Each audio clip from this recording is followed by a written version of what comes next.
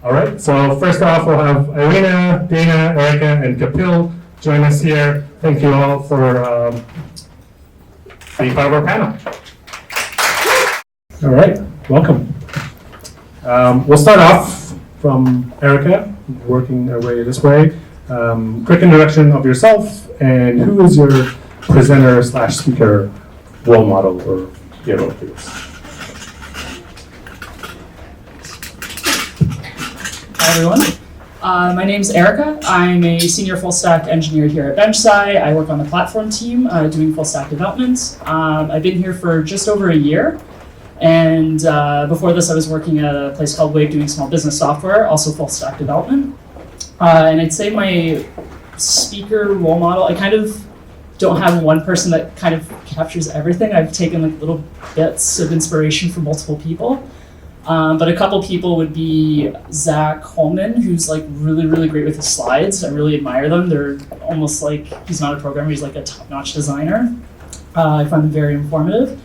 And did PyCon Canada happen already? I know the person that I used to work with, okay, yes, I see a nod over there. So the keynote speaker I had the good fortune to work with, Dashni Naidu, and I find her speaking style really engaging and really, I love how she engages with the audience no matter how big or small it is, and I really admire that about her speaking style. All right, hi everyone. My name is Kapil Khimdas. I am the co-chair of TEDx Toronto and lead our speaker coaching and curation team. So TEDx Toronto is a TEDx event, which means we're a group of volunteers that are licensed from TED to run a 1,000 person conference that's held each year at the Evergreen Brickworks in Toronto. Our conference just happened about a month ago. By day, I work as a freelance speaker coach and narrative strategist, helping organizations write down the stories that help align their strategy, culture, and brand.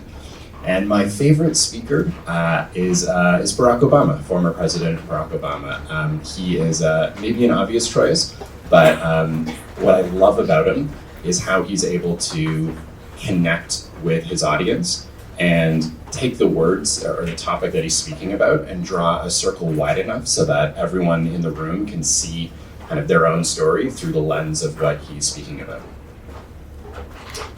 Hi everyone, my name is Dana Iskoldski and I manage the corporate communications program at Blue Cat.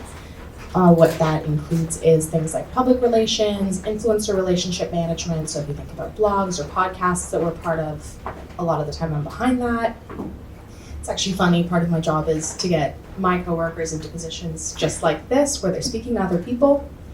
And the way that I describe my job is basically I help our company become better networked in our community. My favorite speaker, and don't tell him because it's someone that I actually know, it's my boss Jim, because he's able to take something at, by the way, a very technically complex company and distill it down to the point where everybody listening to him, whether they're a developer or someone on the finance team, can get behind it. And that's something that I think about when I talk.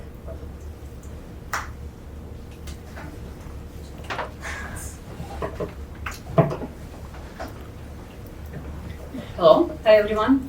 My name is Irina Geiman and I'm a lead solutions architect with Onika, AWS consultancy company. As you can imagine, I am in a very technical position and giving talks and public presentations is part of my job description. That's what I do. We have an AWS Toronto meetup, which is sponsored and run by the company, and we present on this meetup quite a lot, and I present on it personally as well. As to my favorite presenter, I will probably not be very original, but again, it's my boss, Alan Wilson, who hired me into a company, who gave presentation that absolutely was amazing when I was just joining the company. And the reason for him being my personally favorite presenter is his ability to level up his talk to the audience, his ability to speak to almost everyone in the room. And when he talks about mundane stuff or technical stuff, He's exceptionally approachable and easygoing. He can go as deep as you want him to go and be as kind of commonplace as he sees fit. And his talk is always bringing value to his audience. He comes from a very good place of telling the business story, from answering with the why question and never with the how, which is the common vice of technical people. So he's my choice. Amazing, thank you all. I'm one of the organizers of DevTO. I also work at a company called Shutterstock. My favorite speaker, I forgot their name, but I'm sure once I describe the talk, probably all will know it, but it's a TED Talk. It's this professor who tells stats. I think it's a stats professor. And he's got this talk around, let's say, development across the world and how GDP grows, and he's got all these circles that move around. I'll have to find the name of that person. I can't remember. Roslin. Yes, Hans Roslin, that's right. So, amazing speaker. What I really loved about that is such a technical topic as statistics and human kind of population statistics and how he made it into like the story. So one of my favorite TED Talks ever, probably. So some of you touched on this, but our first section that we're going to dive into is called Know Your Audience, an important step of giving any kind of presentation, technical or not. So we'll start off with, I guess, how do you do your, maybe we'll start with Erica this time. How do you do your research, Irina.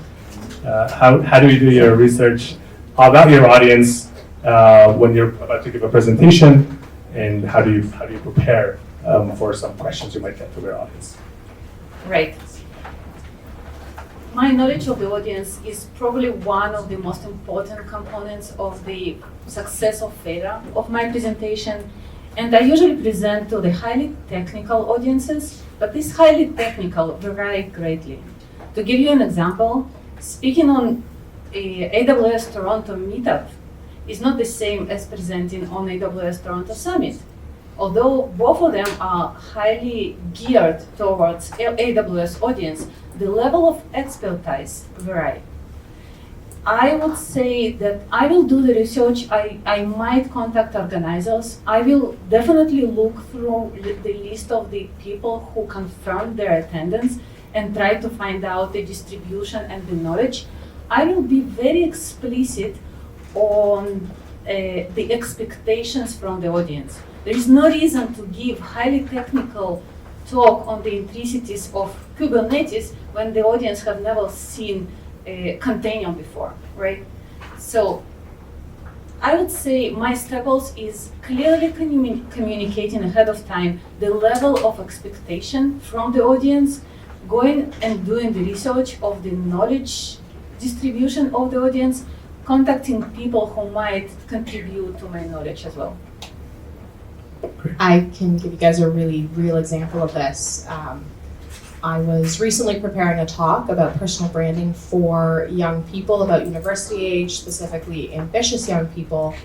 And the way that I did my research was actually reached out to people that I knew who might fit that description and actually asked them what they thought. Sometimes it feels like when you're developing a talk and you're doing your research, you kind of want to hide it until it's all ready to go and it's all perfect. But actually showing it to people ahead of time, even if it's just one person that you trust, and asking them, is this new information to you? Is this exciting? Is this completely, do you even connect to this? I find is really helpful for me when I do my research on my audience. That is great advice. I would just add to that and say, get to know your audience in like a very simple, easy, practical way. So if you are doing a presentation to people that you know, then that's easy. Take some time, like 20 minutes, and just sketch out their names and kind of what they're thinking and what they might be looking for in your presentation so that you can tailor your presentation to them. If you're speaking in front of a crowd of people that you don't know, take some time to get to know one or two of them, right? Perhaps call up the event's organizers and say, what's the general story of the people who are in this crowd? Or find people who might be approximate to that crowd as Dana said, and do your presentation to them, ask them questions, get a feel for their background. Ultimately, crowds are just made up of individual humans, and your goal is to just understand a few of them who are representative of the crowd and where their head might be at, so that you can better serve them through what you're speaking about.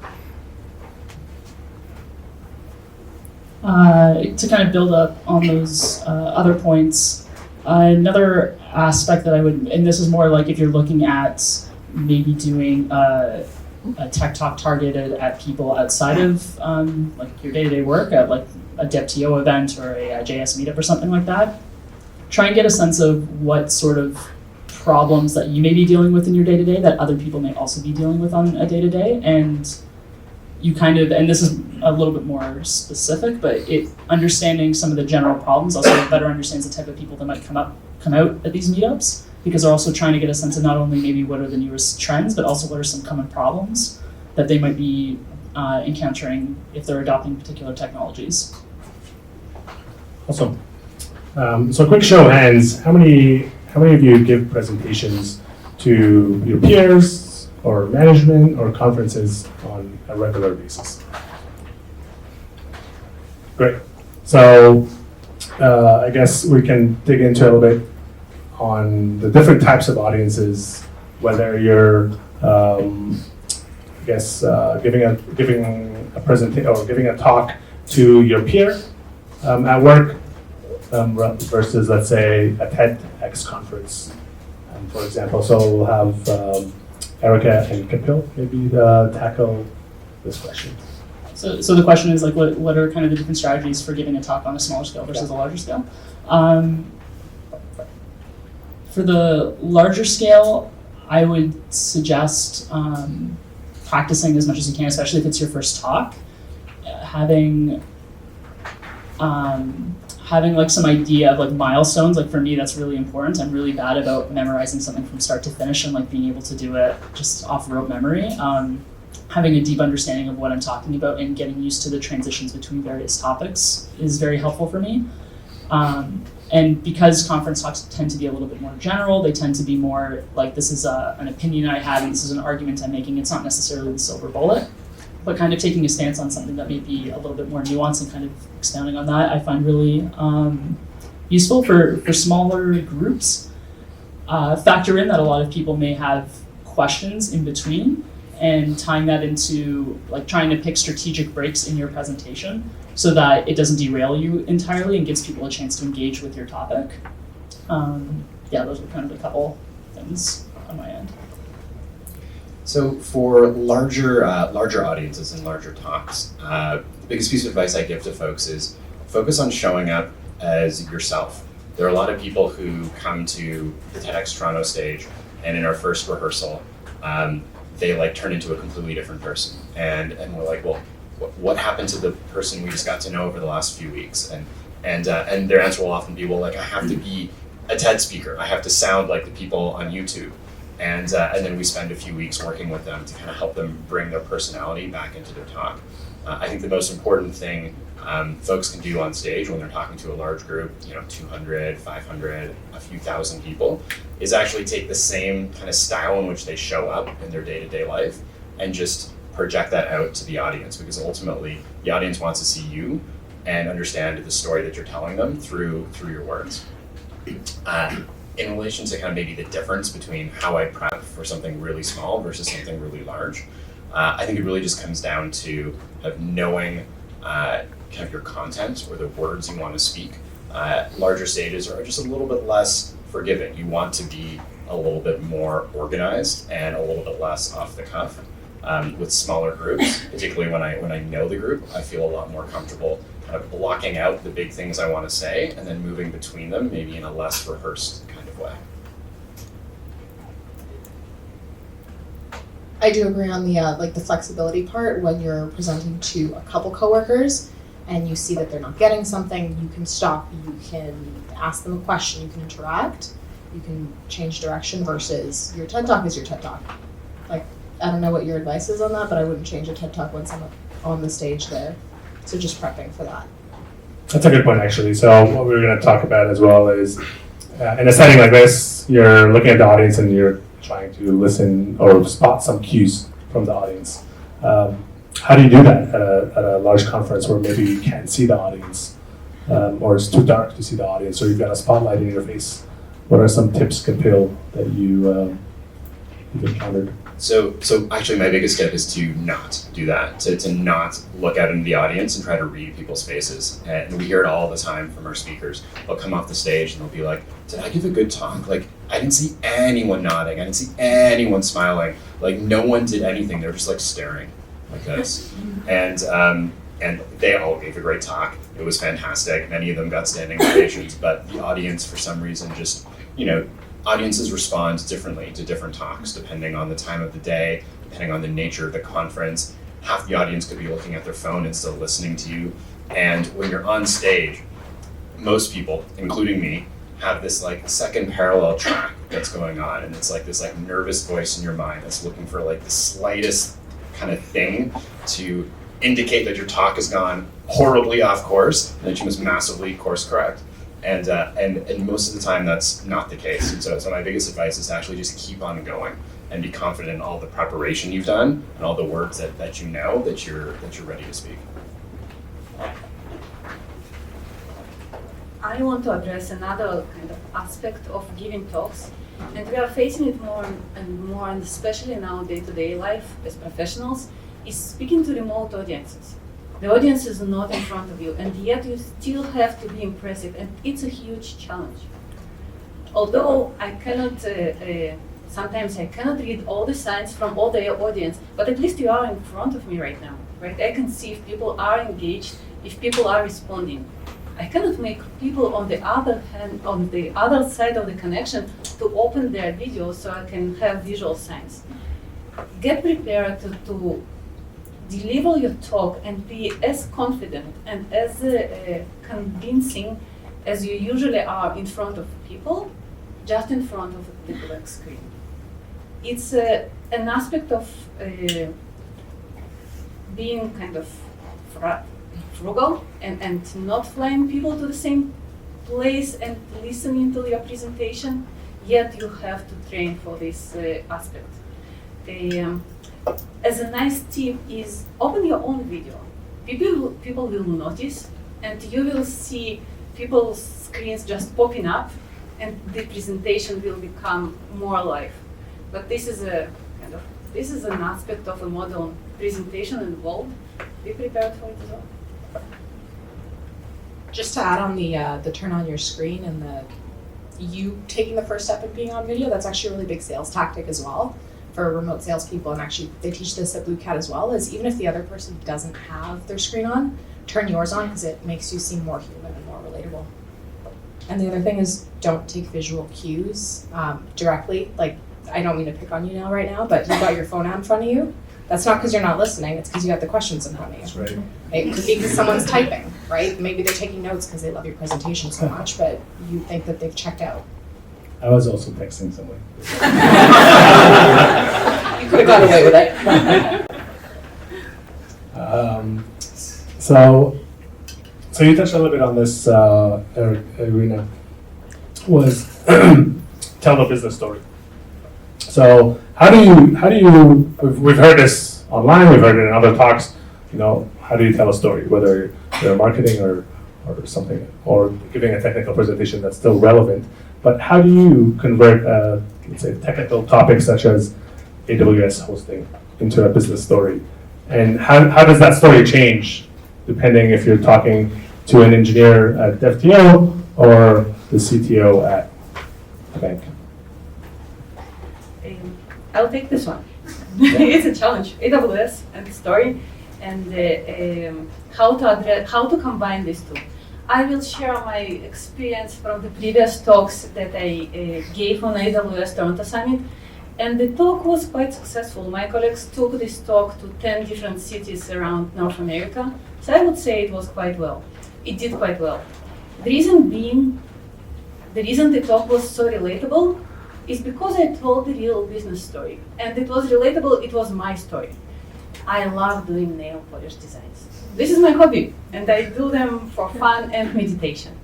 So I decided to showcase the new AWS service using the story of my imaginary business that I would have run if I would have time and kind of unlimited resources. It was a story of a small business nail polish salon that needed to offload some mundane tasks and development and do it in the most efficient way.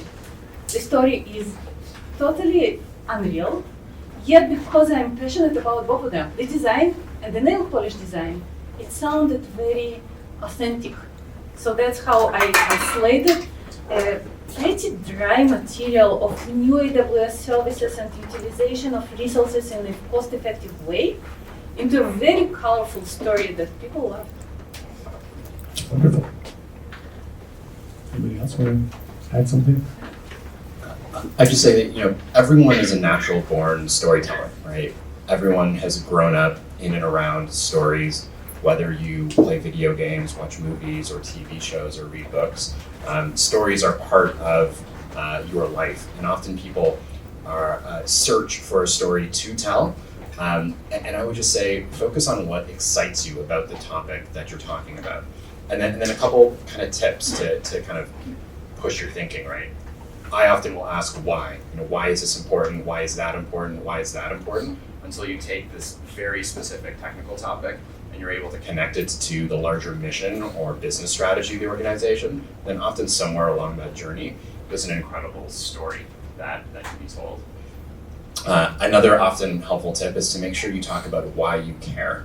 There's something about the work you're doing that you want to communicate, but in order to really communicate that, the audience needs to understand kind of who you're about and the journey that's led you to this particular point. And often just spending a bit of time telling that story will help the audience connect to you and then be much more receptive to hear the story about the actual technical topic you want to speak about.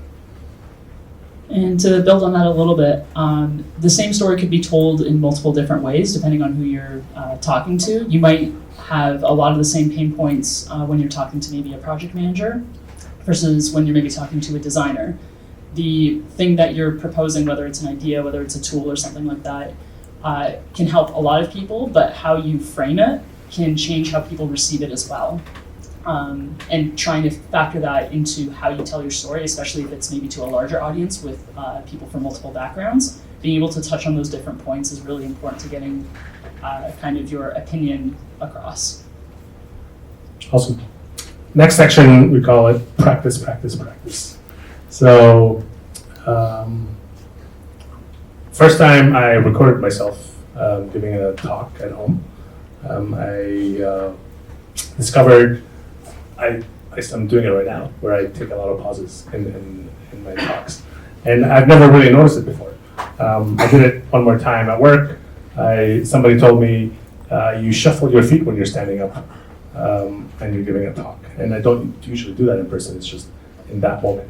So what advice do we have for the audience giving talks, and how do we practice for that?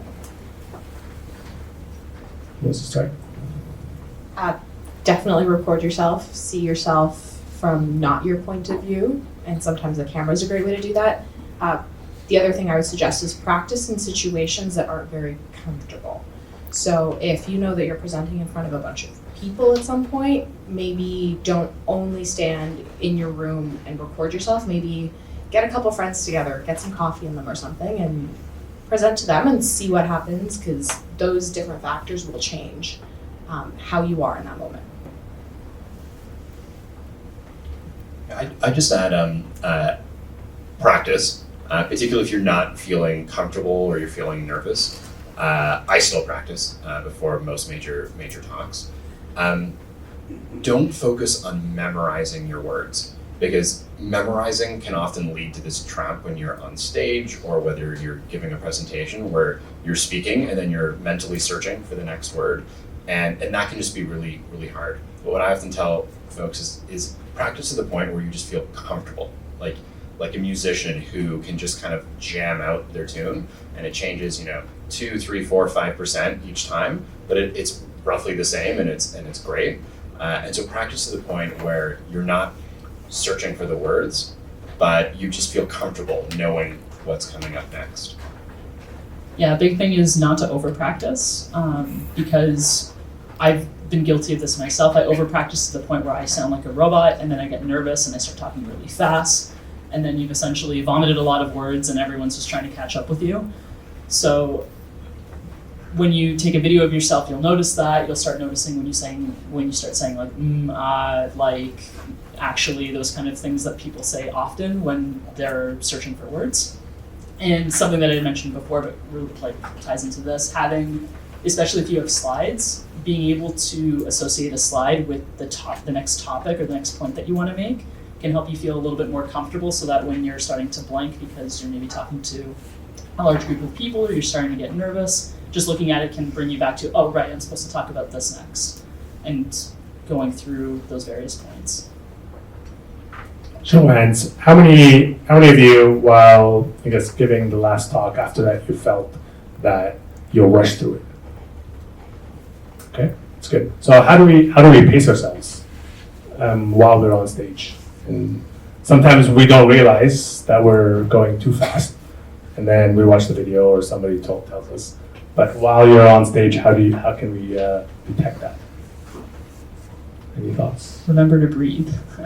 I find that if you start realizing you're getting lightheaded and your mouth is really dry, you're probably talking a lot and forgetting to take a deep breath every so often. A good way to practice this, I had a friend mention it to me and I thought it was like genius once I started practicing it, was I think on average, none of us really talk more than a minute or two at a time. And so if there's something that you're reading, whether it's maybe on a bus or at home, like starting to mouth the words and get used to talking for longer stretches of time gets you used to pacing yourself a little bit more evenly. So if you find yourself speeding up, you know to pull yourself back, and you start noticing your particular speaking style, so that when you're giving a presentation, it feels like you've done it 100 times before. Every pause you make on stage feels 10 times longer to you than it does to the audience. And so every time you think you've paused too long, you can probably double it, and it's not going to be an issue. The other piece of advice is actually try, I often say to speakers, try practicing your talk with different personas. So like practice as fast as you possibly can, and then you know what an overly fast talk feels like. And if you notice yourself doing that, you can kind of pull yourself away. If folks are trying to inject a bit of levity into their talk, I often say like practice in the voice of Homer Simpson or someone else, just to get a feel for what that talk might sound like from a completely different cadence and sense of tone. Oh, I'd even say like do that, take it on the subway with you, like Erica said. Do it in different situations, get used to speaking for a longer amount of time. I always come to my talks with colleagues and friends. So I know that if I'm running or if I'm getting off topic, there's someone to go to get me to write. And you know what? We are not becoming good presenters by just learning by ourselves. I don't see anything wrong in having people guiding me through my presentation. After all, I want it to be successful. I want people to have added value out of it. So that's fine. Someone else is supporting me, and at some point I will be ready to go on my own. Consider it as a practice as well. Okay. So this is one for all the panelists. How did you first get into giving talks? Was it by accident or on purpose? Was clearly stating that I have to give certain amount of talks every year. Some of them internally and some of them externally. There was no way around it. It had, I think, at least 2 public presentations externally and at least 2 presentations internally. I have to say that after the first one, I just loved it. I turned the challenge into a challenge into enjoyable challenge. And I'm not contractually obligated to deliver the talks, but I don't think I will ever stop. So I've always been on the backstage side of giving talks, whether that's because I was on the speaker relations team for TEDx in Waterloo, which meant that I was prepping speakers, not prepping myself, or because my job right now involves me mostly putting, maybe it's our leadership team in positions where they're talking. So I've mostly been on the back end. So full disclosure, this is actually the largest talk that I've given. So thanks, guys. So I guess there's a funny story and a serious story. The funny story is that my mom signed me up for a public speaking competition when I was in grade 7, so call that like 12 or 13. And I was a huge nerd then, and I'm a huge nerd now. And I think most people gave a talk about my first trip to the dentist, and I decided to research AIDS and give a talk about health policy. And it was actually quite fun. But the more serious story is that in my first job out of undergrad, I worked for a consulting firm and had to frequently present in front of CEOs and executive teams and organizations. And so kind of right from the bat, I was just expected to present and had not really done that before. Was incredibly nervous and would constantly practice with my managers before going in to give those presentations.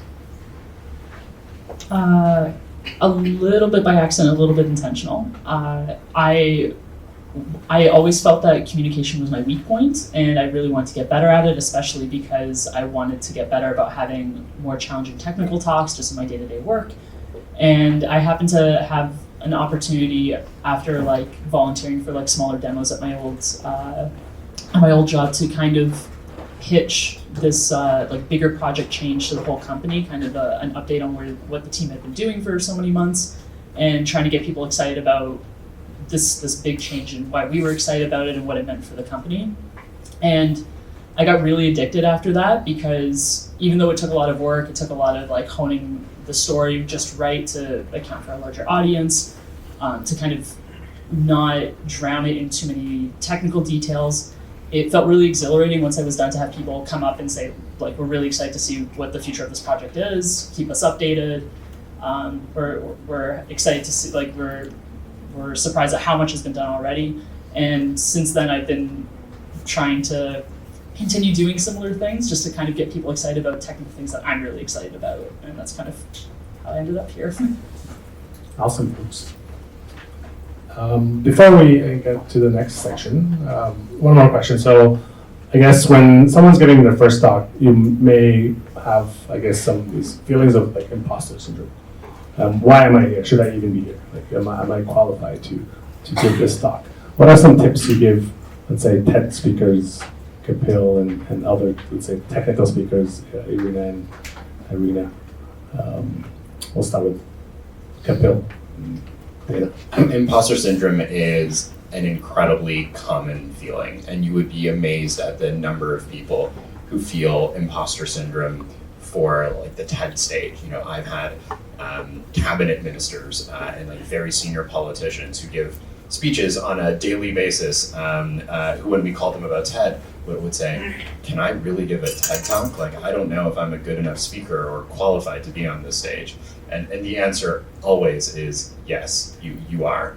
And that is my advice is whenever you're feeling imposter syndrome, reframe it as an awesome feeling, because you're about to experience some growth, and realize that you are deserving of that opportunity because either you've been asked or you've taken that opportunity.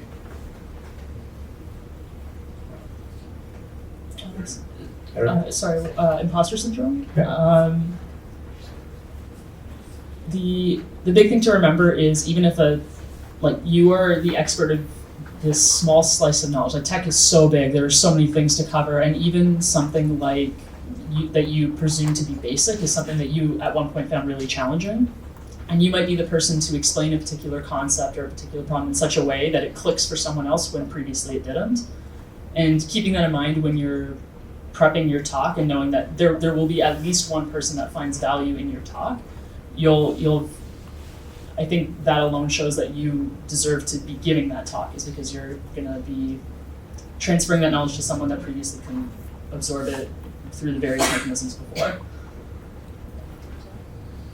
So actually, the way that I ended up here today is because I reached out to Nail a while back to pitch one of my colleagues to speak at this event, because that's what I do. And I guess Nail had a chance to go through my LinkedIn and figure out that I worked with TEDx before.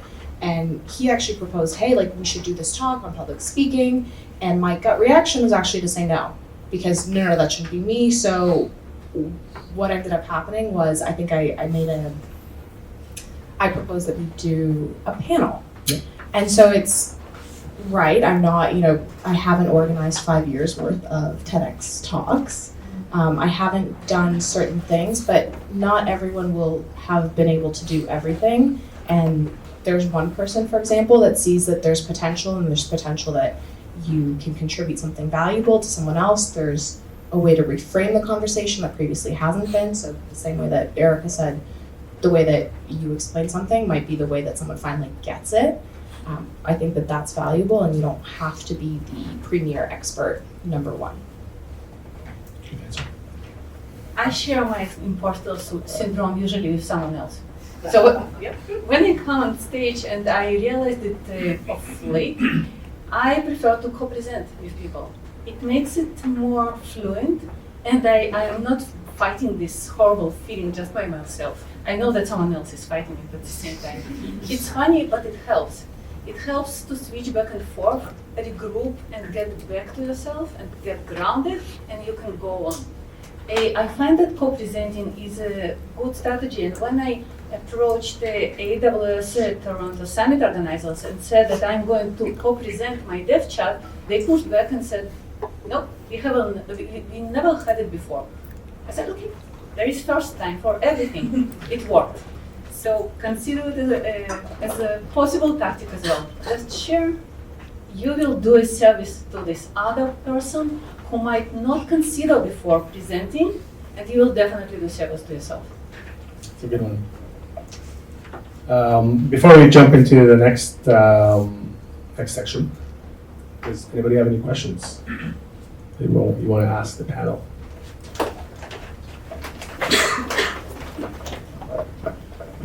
Thank you.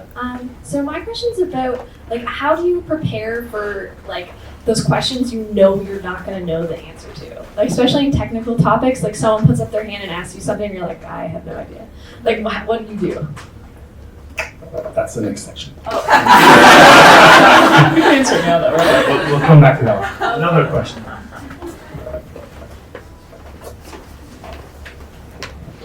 I think everyone can agree that practice is really important. Can you kind of lay out how much you should practice? What are the milestones? What should that preparation look like? So let's do Irina and Kapil for that. Yeah. So why don't I tell you a bit about how we get our TEDx speakers to kind of practice and rehearse, and then give some sort of advice for other talks. So we have a 16-week coaching program. The last 4 weeks are dedicated to you now have your script finalized, and you're now memorizing it. And so what I tell my speakers is, every day you should just do a couple run-throughs, and you should start reading the words off the paper. And then eventually, after about a week of that, you should start to practice sessions, sections of the talk without looking at the paper, and then kind of pull up the paper when you need it.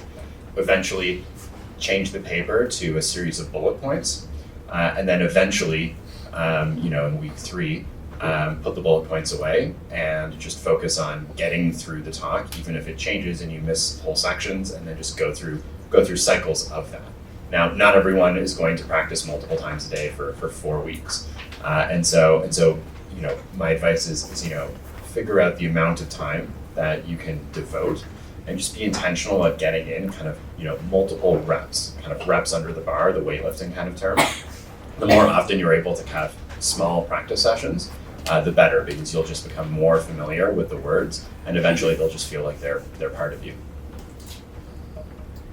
I will give the ultimate consultant's answer, and it depends, right? It depends on the talk, it depends on the audience, it depends on the length of the talk. For example, the advice that you got right now will probably not very applicable to an hour and a half meetup talk that you are going to deliver. Memorizing the whole thing will be virtually impossible. Moreover, you will sound maybe mechanical and not that relatable. So as I said, I mostly present on meetups, different meetups. And my approach to these kind of presentations is very well defined flow, the relatable story, which I know by heart, and then my delivery will definitely vary. depending on the occasion. But I will memorize bullet points and I will rehearse and especially time my delivery. When I know that I fit all the material that matters in the time frame, which is usually quite hard, quite time boxed, when I know that these two parameters fit, I know that I'm ready. So our next section is called Tough Conversations. So we'll go through the whole panel here. And for everybody, what's a tough question someone asked you? And then the second part, what are some techniques to prepare to kind of surface those tough questions that maybe they're in the back of your head somewhere, but you haven't actually thought about. We'll start with Erica. I would almost treat, especially for presentations that you're giving with maybe your coworkers, almost try and break your presentation yourself like you would any other piece of code. Try and figure out anything that could go wrong, and then try and research that beforehand if possible. If it's something a lot more stressful, and let's say it's a conference talk and someone is like, let's say there's a Q&A, honestly, my backup, I've never had this happen to me, but my emergency plan has been it's really hard to think of an answer on the spot. And I would do my absolute best to move it off the stage, if at all possible. Try and just because it is honest, everyone can appreciate how stressful of a position you are to try and answer a really tough question that requires brain power when you're don't panic, stay calm, look professional on stage. And just framing it as a really good question. It's really hard to think with 100 people staring at me, so come by after the talk, and I'm more than happy to go through this with you. And then you can have a more casual one-on-one conversation where you can get really into the weeds of that problem. Similar to if someone finds a gap in your presentation, just framing it as, you know what, that's a really good point. I can't think of an answer for you right now, but let's chat about it afterwards. It's a really good way of making that person feel validated and not just you're trying to BS through it, and having an opportunity to learn from that as well. That's great advice. Show up as yourself, and when folks are asking questions, they're not expecting you to be an oracle. And if you tell them hey, this is not my area of expertise, or let's chat offline, that is totally fine. I'll just add on top of that, there are some questions when you're giving a talk where it's not that they're blind spots. You're just I hope no one asks me this question. And prepare for those, because you know those ahead of time, and you can actually just write out an answer, memorize it, or note a couple kind of bullet points, and be able to deliver it. Sometimes there's a question that you have to answer that you maybe weren't prepared for, that you do have to answer. And I often like to do a couple things. The first one is to just smile, acknowledge the question, and acknowledge the importance of the question and why it's relevant to the conversation at hand. And then answer the question that I'd prefer to have been asked, or add context to the question so that you can return to it. And so a great example, so in a prior life, I used to manage hospital divisions, and hospital divisions in publicly funded health systems sometimes run deficits. And so every once in a while when you're presenting to the CEO is just great presentation, Kapil, why are you running a deficit? And the answer is, that is a great question. It is really important that our business unit overall, runs a surplus at the end of the year.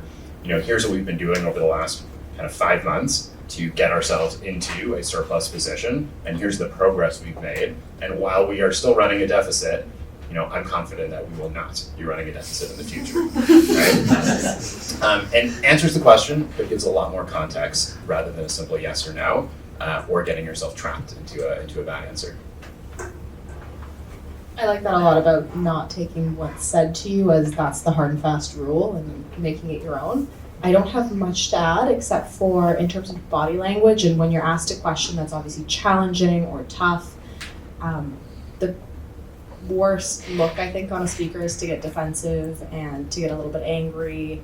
I think the people who I've seen handle hard questions the most graciously are people who have actually opened up and said, okay, well, let's actually unpack that. What is it that you're actually worried about, or why is it that you're asking? And sometimes taking the conversation that way, and again, treating someone like their question is important, regardless what it was, looks good on you. I would like to take it to a different direction. And sometimes the questions that you are getting asked are surprisingly unrelated to the topic of your presentation altogether. This is so-called show-off questions, right? The person is asking the questions just to show that he knows some other stuff unrelated to what you are currently presenting. And these kind of questions you are absolutely cannot be prepared for. They are not your blind spots, they are not related to what you are doing, they just coming to you out of the blue. So how do you handle them? My usual response is, it's an amazing topic. I have to admit that I know very little about this one, and I would love you to present on the next meetup. Amazing. I have to get back to one of the best, I think, tough questions I got during one of my presentations. I was talking about the benefits of the serverless on AWS, and serverless is a big buzzword, right? And I was presenting one of my designs that I was very fond of. And then one of the guys is like, but this one is running on servers, and that's what it was. And I didn't have a good answer. The guy was spot on. We had an amazing discussion of why it should be this way and not another way, and what in the future we foresee as an alternative. So we actually turned this challenging question and actually spotting out a hole in my design into a very interesting discussion that everyone benefited from. So once you are open to these kind of questions, and once you are open to not being perfect, not on stage or otherwise, it's really easy to handle this kind of attacks. Great. So the last section here, and I left this one around the presentation itself. So we talked a lot about the audience and dealing with tough situations and how to prepare. We'll spend probably 5 minutes just on presentation, because giving a talk is much more than just the presentation, although most of us probably start with the presentation itself and what do we want to say. So maybe we'll start with Irina. How do you you're presenting an architecture roadmap, for example, and how do you break that down into a presentation? That AWS architecture is so big, tons of things, you can't put anything on one slide. Like you can't put all of it in one slide. What are some tips to present something like a software architecture in a presentation at a conference or even at a meetup? Right, I have to say it's really tough. And the reason it being tough I should give a talk on it? Yes, you should. Please go ahead. The reason it being tough, just imagine the architecture. How many small pieces you have out there? You do not know in advance the venue. You do not know the screen size, the font size. You actually will not know whether people standing out there will see your design. So just consider it from the other side of the room. Consider what you want people to see, make it big enough, make it readable. I am trying to focus on the main ideas, not the tiny nitty-gritty details of routing tables applicable to my design. Main points, things that I want people to remember and play around with, not the actual designs. That's my approach. And very little words on the slides, so people will focus on what I'm saying, not what I'm writing. Good advice. Kapil, you've seen lots of TED Talks, Dana as well. What's some advice you give to maybe a scientist that's presenting, I don't know, a human genome at a TED Talk or something really complicated? Similarly, how do you break that down in a TED Talk, I guess? Good question. I think the biggest piece of advice is find kind of the strategic story about this highly technical topic.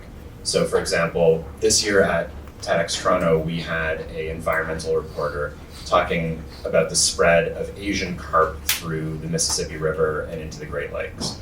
And like on the surface of that, that's a very technical topic that maybe only like anglers and fish people and environmental scientists might care about. But when you actually spend some time just digging into it and asking yourself these questions, why does it matter? Why does that matter? Why does this matter?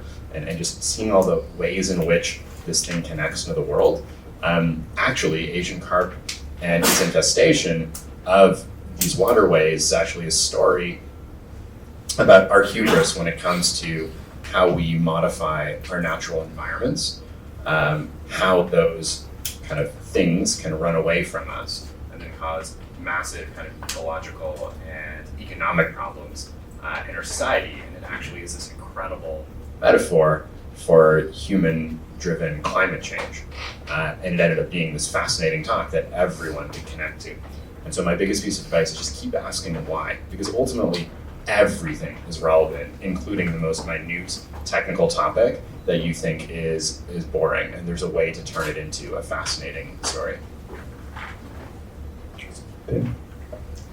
So I end up doing a lot of writing about technical DNS stuff, and usually the audience for who I write for are either higher level leaders who might not know all the little nitty gritty details of how something works. They just want to know, will it take their team more time? Will it take more money, et cetera, et cetera.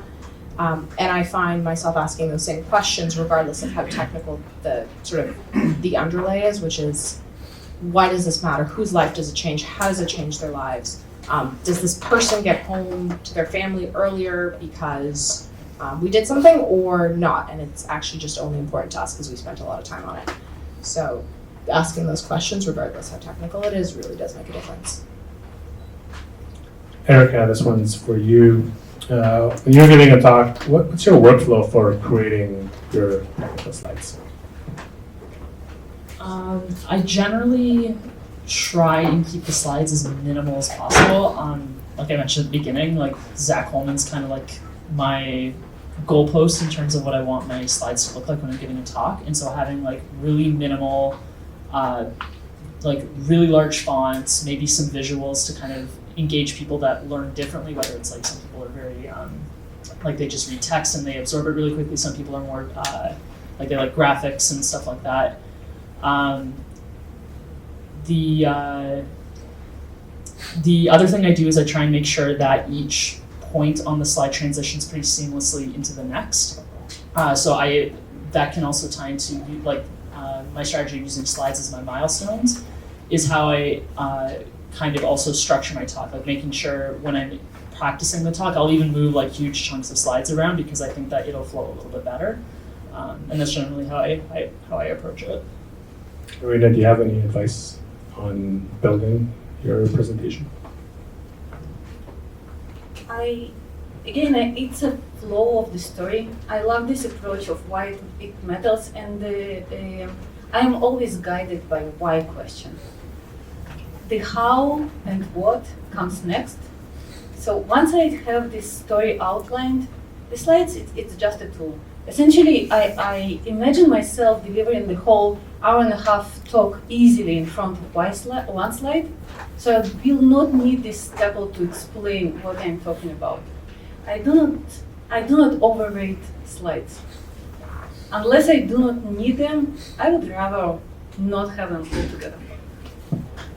That's good. Like that answer. Okay, so I guess final thoughts from our panelists. Imagine you're on this hypothetical panel giving tech talks. What advice would you give the audience about why this matters and why it's important to learn how to give technical or presentations in public, I guess?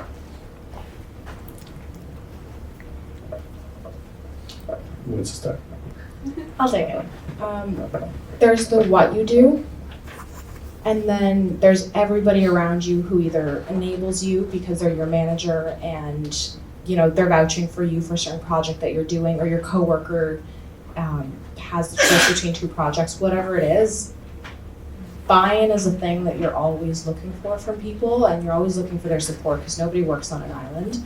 And so being able to communicate and to pull people into what it is that you're trying to get them to understand or help you with, or if you're trying to help somebody else, I think that that's an important skill. It's also an incredibly educational thing to do, whether it's something that you're just doing within like your small team, or maybe something a little bit bigger, or going as big as a conference. you'll always learn something out of every talk that you prepare, because you're going to have to prepare for those tougher questions that you know nothing about, but you can imagine someone asking them. It's such a fun experience. Sometimes it feels fun once the talk is finished, but it is such a fun experience. Now you know, TED and TEDx is you know, a pretty intense process, but our speakers often tell us that the coaching journey feels almost more like a leadership development and personal coaching journey than it does building a talk, because they learn so much about their lives. And I really, like, that really kind of resonates with me. I think whenever I've had to deliver a talk on something, it's forced me to think about why that thing matters, because ultimately the only way to connect with that larger audience is to actually understand what it is about the work that you do that will connect, right? And you know, we're here at BenchSci, and the fellow that introduced BenchSci did a great job doing that, right? It wasn't about the technical aspects of the AI, the algorithms, and the molecules. It was actually ultimately about being able to get drugs to market faster and improve our healthcare system. And that why, I think, really matters. I have a different take on this question, and just look backwards and what got you through the university and to graduation, getting your job, and being successful in your career. And guess what? Most of the time is not public speaking. It's not the soft skills. We are leaving universities with this gap in the skills that we might down the road heavily rely on. It's our personal branding. It's our networking tool. So the earlier you guys start addressing this kind of gap, the better. It will help down the road. It will take you to the unexpected places. I have to get back to the silly example of the nail polish salon. When I started writing it with my friend there, Rita, thank you. When I started creating this application, I wouldn't imagine to how many directors in the company I will get exposed thanks to this silly story. But it went to these unexpected places. So use it as a tool to contribute to your career development. Any questions from the audience? Who wants to take that? I will give you an example. If you remember my inspirational speaker, who is accidentally my manager as well, he mentioned there are these cool services in AWS. I want you to look at them. No one will guide me into how to look at them, how to convert them into compelling story. But sometimes you just need this tiny nudge, and then you are starting to look at some authenticity you can put behind the story. Technical world is really it's crazy interesting nowadays. With all the machine learning and that artificial intelligence story, almost at every corner, you can find something that it is a story and you can tell it. So stories are sitting there waiting for us to uncover, and it doesn't take too much to find them. That's a good one. Waiting for us to uncover.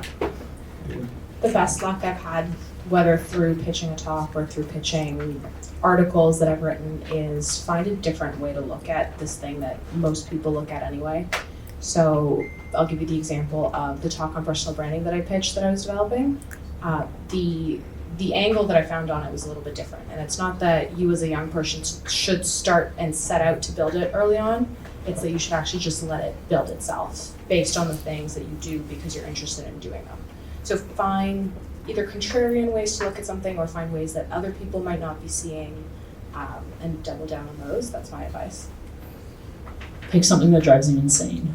That was kind of like how I landed on my first lightning talk. It was a piece of advice that I had gotten from a speaker at a conference I went to, and he's like, pick something that's like literally driving you insane, because you're gonna look at it in all the different angles to try and solve it, and it'll end up becoming a really interesting talk as a result. And you'll be driven to kind of see it to the end as well. Sometimes I've heard people pick topics because it interests them to learn more deeply about it. But if it doesn't tie into something that they're doing in their day-to-day, they may not have a motivation to see the talk to the finish line and then spend the time practicing it before going to a meetup or a conference talk. And yeah, nothing drives you crazier than like trying to figure out a topic out of spite because it's just like thwarted you for so long. I'll just add briefly, in the same way, like, the best startup ideas are problems you have that you want to solve. Like the best talks to give are the topics that you just care most about. They're frustrating, you're super interested in them. Just, find those.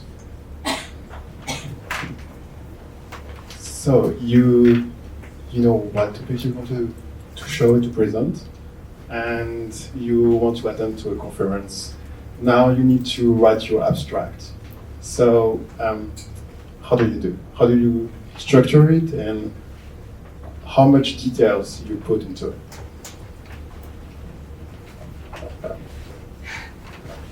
Shall we get the TED perspective on abstracts? Yeah, it's a hard question to answer because there's something specific we do at TEDx Toronto that's probably very different from a typical conference. We have a online nomination process where we ask a series of questions and elicit kind of a outline and core idea for a talk, almost like take them through like a one digital coaching session, so that we've got sort of a bunch of information to look through. But I'd say when you're pitching a talk to someone, right, which is what abstract writing is ultimately about, be really, really clear on what the idea is that you want to have it communicate, and then be really clear on what you want the audience impact to be. What do you want them to act differently, feel differently, think differently as a result of that? And do that in your first 2 sentences, because ultimately the person who's looking at your abstract is I'm looking through 1,000 TEDx Toronto nominations. Somebody that communicates in 2 sentences what they're all about has a leg up over the competition. Yeah. Irina? And a different take again. I would say know your audience matters in this context as well. For example, when submitting when I did the submission of a couple of talks for AWS Toronto Summit, only one was picked up. And the reason being, I just went through all AWS announcements over the last year, just to understand what they really care about.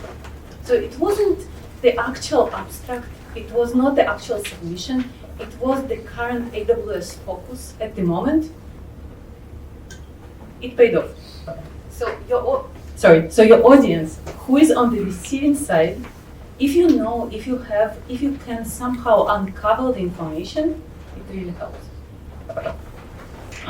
One thing I would factor in is how well known you are, I guess, in the city that you're applying into the conference to, and also how big is the conference, because that'll dictate how detailed you should get in your abstract. For people that are maybe more well known in the speaking circuit, they can probably get away with having a very vague abstract and have probably the same amount of likelihood of having their talk accepted as someone who is newer to the scene and provides a very detailed breakdown of what their talk is going to look like. And so especially if you're looking at your first conference talk, I would suggest having at least the topics and the transition that you're going to kind of go through so that the speakers can the conference organizers can get an idea of what your talk is going to look like. Because when you're a new speaker, they're taking a bet on you that this is going to work out, and giving them as much confidence as possible in what you're going to present will go a long way toward helping your talk get accepted.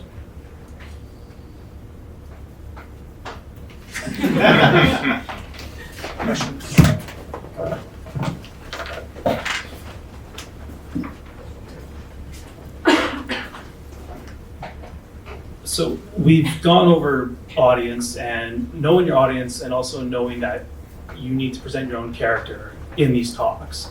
The one thing I'm curious about, because it's something that I and many that I know struggle with really, is understanding how verbose or terse you need to be with these subjects.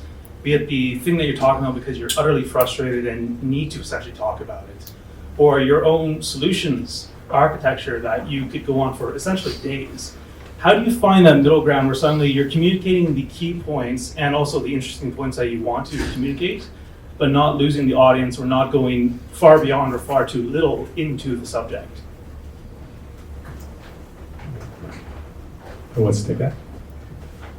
I'll quickly Yeah. say that depends what your goal is. If you're, and I'm assuming that the audience knows the kind of talk that they signed up for. If they're going to a summit versus a meetup, think of what the goal is and don't use more words than you need to get it across. I use my friends as guinea pigs. As simple as that. If I'm too verbose, if I'm not talking on their level, if I'm getting into the details, deep into the weeds, or I'm so highly conceptual that they are losing me, they will tell me.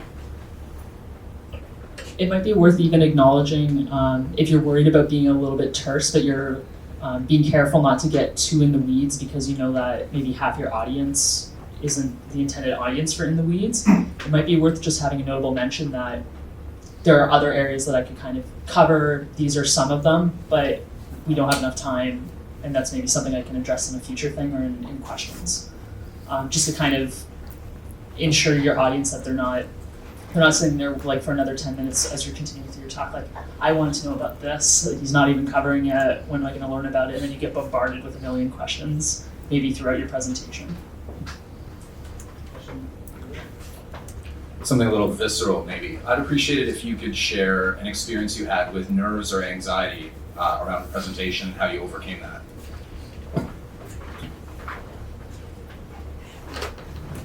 Kapil? So when I was in my mid-20s, I moved to England and took over management of a hospital division that was in a deficit and struggling to meet waiting time targets, and had terrible relationships between clinical staff and management. So like a full sort of like turnaround. And I decided, in my infinite wisdom, that it would be great, kind of 3 months in, to do all staff presentations from management to all clinical staff during what are called clinical audit days, when most of our operations shut down, so that staff can engage in learning and research presentations. And I still remember kind of standing in front of my presentation. And coming to the sudden realization that nobody wanted to be in this presentation. And the only reason I was giving it was because I was their boss, and I was in charge of all 800 of them. And so I kind of just let that wash over me, and then I just went through the presentation and did it the exact way that I'd planned to, and then did it the next month, and did it the next month, and then 6 months later. People started asking questions in the presentations, and then like a year later, people were looking forward to them. And so I would say, nerves are natural, and the only thing you can do is just realize that they're going to happen, and make sure you take deep belly breaths, and then just keep going. I'd almost say like have a ritual if you can, like something that you associate with calming down a little bit. For me, it's like I don't drink water like half an hour before a talk, because I'm like, the last thing you need to worry about is like I need to go to the bathroom in the middle of a conference talk or something like that. And also having like a piece of chocolate, because chocolate's amazing and everyone's happier when they have chocolate. But finding something that works for you in terms of like getting you in that happy place and in that zone, because like you just got to remind yourself that you've prepared for your talk, you've practiced it, you've got it ironed out, and you just got to go out there and nail it. And just having confidence in yourself to do that, even if you're unsure about how the audience is going to receive that. That would kind of be my advice for that. In terms of visceral horror stories, I have a big talk coming up in May, so ask me again then. But in the meantime, I'll share that during my year at TEDx, one of our speakers, the one who actually seemed to have everything the most together, forgot her words halfway through the presentation. Just blanked. You could tell that it was a blank. It was way too long for this to be, a dramatic pause, and the audience knew it.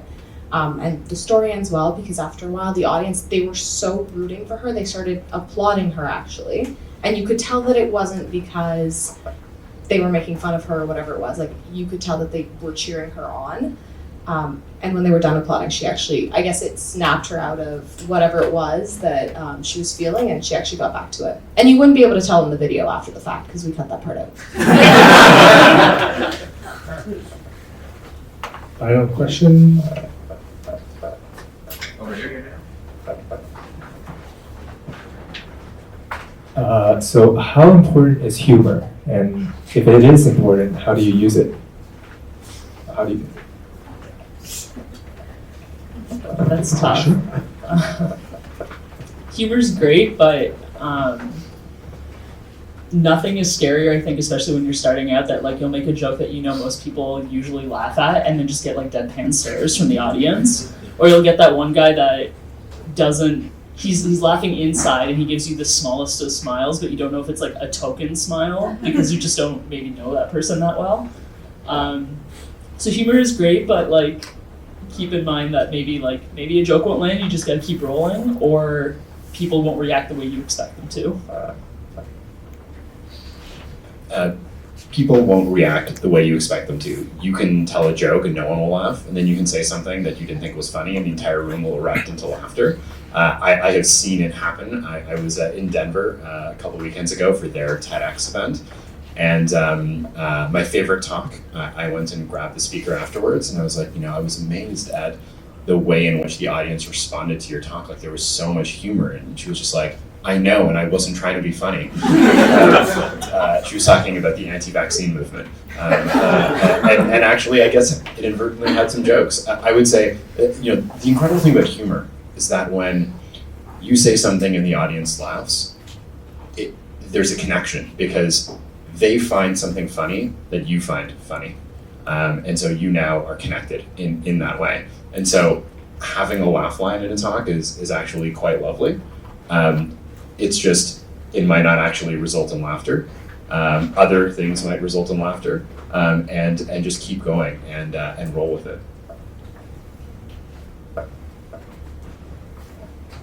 Anybody else? Well, that's it for tonight. Thank you so much. Thank you for our panel for sharing this tonight.